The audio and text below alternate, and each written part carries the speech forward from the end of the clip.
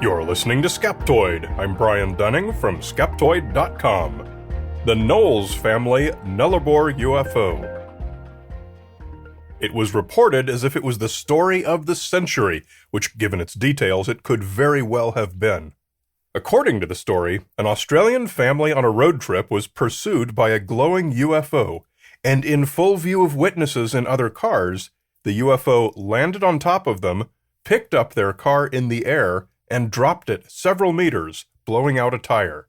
It was January 1988, and the Knowles family of Perth was traveling cross-country when the terrifying event happened. Today we're going to dig as deep as we can into the events of that night and see if we can determine whether this truly was an extraordinary case of intervention by aliens from another world, or if there might be some other explanation. Just some 13 hours into their trip toward Melbourne, a journey of some 3,500 kilometers, the Knowles family of four was driving along the coastal Eyre Highway across the Nullarbor Plain in Western Australia, known for its barren and dry desert geography. Faye Knowles and her 3 young adult sons, plus 2 dogs, were all packed into a small Ford Telstar sedan. The time was anywhere between 2:45 and 5:30 in the morning, accounts vary. Sean, 21, was at the wheel with his mom sitting right behind him. There's a lot of variation in the accounts of what happened next, but it's some combination of seeing bright lights on the road ahead and also following them from behind. A mighty swerve to avoid one such light that nearly caused them to hit oncoming traffic, and possibly turning back to have a second look for the light. Regardless, at the pivotal moment, Sean reports driving east at 200 kph, 125 miles an hour, to escape a pursuing light, which they described as having a yellow center and shaped like an egg cup. At this point, they reported a strange smell, a strange gray smoke or mist filling the car, and their voices seemed to slow down and sound low-pitched. There was a thump on the roof, and Faye reached outside to feel for it, finding something spongy or rubbery. Suddenly, the car was lifted and dropped, blowing the right rear tire, and forcing Sean to make an emergency stop. The family ran into the bush and hid behind a tree for 15 minutes, believing that the object was looking for them. Finally, they returned to their car, changed the tire, and continued their trip without further incident, reporting what happened at the Mundrabilla Roadhouse, the very next stop on the road. Luckily, the story received prompt and aggressive media attention, and I say luckily because that gave us plenty of good reporting of the incident while it was still fresh in the family's minds. A mere 36 hours after it happened, the whole family was interviewed on the evening news. We were treated to a first-hand account of all these details, giving us something to compare against the way the story is told today. That's important, because what we see time and time again with stories like this is that they grow over time, often substantially, with each retelling. Often to the point that the version of a famous story you hear today bears little resemblance to what really happened. So let's take some of the most important details from this story and compare them with what the family actually said at the time. The tale began, so we're told, with the family seeing a brightly lit UFO flying around. But contrary to the reports, the family was clear that they only ever saw the light on the ground. Here are Faye Knowles and her son Sean telling a television reporter what they saw. And it was flying miles back, and I drove miles up the road again, and it was in front of us again. How high off the ground was it? It was on the ground. I mean, it was on the ground. It was on the ground, facing us when we were driving along. And then, so it was moving along with you? Yeah, it was following us. In fact, they never reported a flying light at all, only lights at the horizon, straight ahead and straight behind along the Eyre Highway, said to be the longest stretch of absolutely straight road in all of Australia. In fact, their description was indistinguishable from that of the Min Min light, discussed in episode 133, Australia's most famous ghost light. In that episode, we detailed the research that conclusively proved the Min Min light was a superior mirage, showing distant car headlights below the horizon to be hovering eerily just above the horizon, an effect which changes with temperature gradients, explaining how sometimes they might have seen lights ahead and other times lights from behind. No lights described by the Knowles family were inconsistent with this common optical illusion.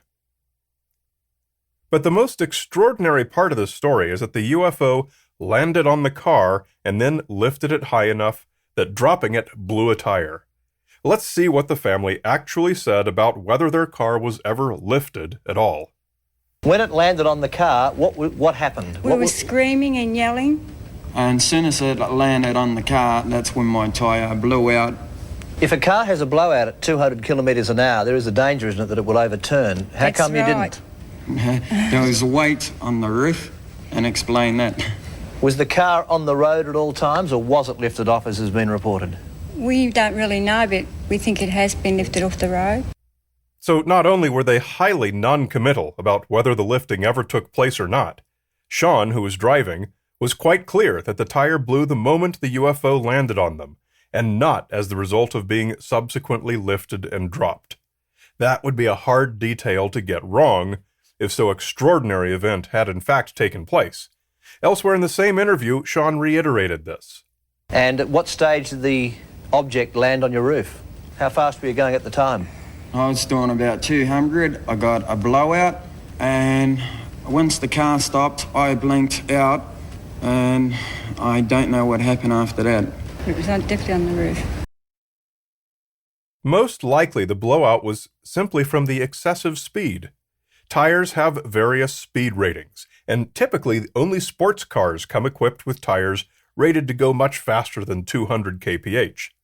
The Knowles 1984 Ford Telstar was about as far from being a sports car as you can get, and came equipped with S-rated tires, intended for speeds up to 180 kph. Now, exceeding the speed rating doesn't mean that your tires will instantly explode, but if Sean did indeed get the Telstar up to 200 kph for several minutes, then a tire failure was indeed a very likely outcome. Hear the family's description of the moments before the tire failure. Were there any sounds or smells? Yes, it There was a was. sound, and it sounded like a humming sound. It sounded like boom, boom, boom. And when it was on the roof, I wound down my window, and all this smoke started coming. It was like a greyish-black mist. Although the story says there were witnesses to the car being lifted, in fact, there were never any witnesses presented or any corroborating accounts. One truck driver who heard their story at the Mundrabilla Roadhouse later said he had also seen a light hovering above the car headlights in his rearview mirror, again consistent with a superior mirage. Judging by the times, it's been estimated that he could have been some 10 to 15 kilometers ahead of the Knowles family. So it's possible this lone corroborating sighting was actually of the Knowles family themselves. There are other details we could go into on this story. A claim of strange dust on the car, which turned out to be nothing. Inconsistent reports of dents on the roof, which may or may not have been from a luggage rack or from bags tied to the roof, and which can't be seen in the news photographs. And a few others. But the last we'll mention is the family's claim that their voices all slowed down and became low-pitched. Well, it is not unusual for one's voice to be a bit hoarse in the morning. The family had been driving through the desert for 13 hours straight, and the incident happened in the wee hours before sunrise. There's not really a medical name for it, but it's called morning voice, and the most common cause is your vocal cords drying out overnight. And this can happen as a result of mouth breathing, drinking too much the night before, or simply spending the night in a dry climate like the extremely arid Nullarbor Plain. It is fully to be expected that the Knowles would have woken up in the car with morning voice that day. No extraterrestrial intervention required. So what did happen to them on that strange night? Psychologist and author Robert Bartholomew studies a phenomenon he calls small group panics. Compare his description of this phenomenon to the situation in which the Knowles family found themselves. Normal, healthy people who, as a result of a series of unusual events, grow paranoid and literally scare themselves after growing convinced that their lives are in imminent danger. During episodes, members become distressed and emotionally unstable, often as a result of prolonged fear, fatigue, and lack of sleep. These factors enhance suggestibility and inhibit their powers of critical thinking. Within this atmosphere of fear, members begin to redefine everyday objects and events in a new light. It is within this context that a car backfiring may be perceived as a gunshot, or rustling in the bushes is mistaken for a monster or hostile gang member. Most cases begin in an isolated environment, under the cover of darkness. In each case, a false consensus emerges that the group is under attack, after which a variety of ambiguous stimuli are redefined within popular cultural labels such as space aliens, yowies, or drug dealers. Were you tired? I was a bit tired, yeah, but not tired enough to see a thing like that. And How scared were you, Patrick? oh, really scared. Terrified. Scared as I've ever been. Well, what was your feelings? What were you feeling at the time when this was all We're happening? going to die. That's what I felt like. We just made us feel like we're dying. Have you had any unusual feelings since it happened? A bit sick or I something. won't turn the lights off at night. I'm too scared to go to sleep. Any other feelings? What about you, Wayne? How do you feel about it all? Pretty scary. Writing in Psychology Today, Bartholomew summarized several of the approximately 30 such cases he has collected, including not only this case, but also that of the Kelly Hopkinsville Space Goblins case discussed in Skeptoid number 331. Bartholomew summarized the Knowles family case thus: Given the lack of corroborating physical evidence and the frightened state of the occupants, it appears that family members, fatigued from a long trip under the cover of darkness while traveling on an unfamiliar road, mistook an anomalous light for an extraterrestrial spacecraft that they believed was pursuing them. It is also notable that based on interviews with the family, they were all in an extremely emotional state, shouting and crying. Mrs. Knowles even said she thought they were going to die. Whether the lights they saw were Min-Min-style superior mirages or something else, we can't know. But we do know that it panicked them up to 200 kph, fast enough to blow a tire that could have easily accounted for everything else they perceived. There appears to be insufficient reason to introduce supernatural elements like aliens, as there simply aren't any pieces of evidence in need of an explanation.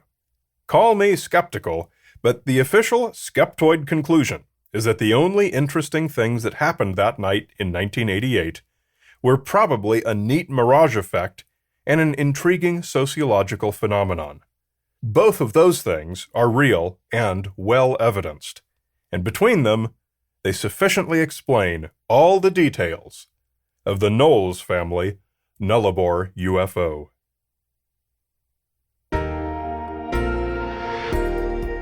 They also explain all the details of Skeptoid Premium members Dean Bertram, Yvonne Dubrovin from Moscow, Deborah Wade and the Four Wadelings, and Sean Callow.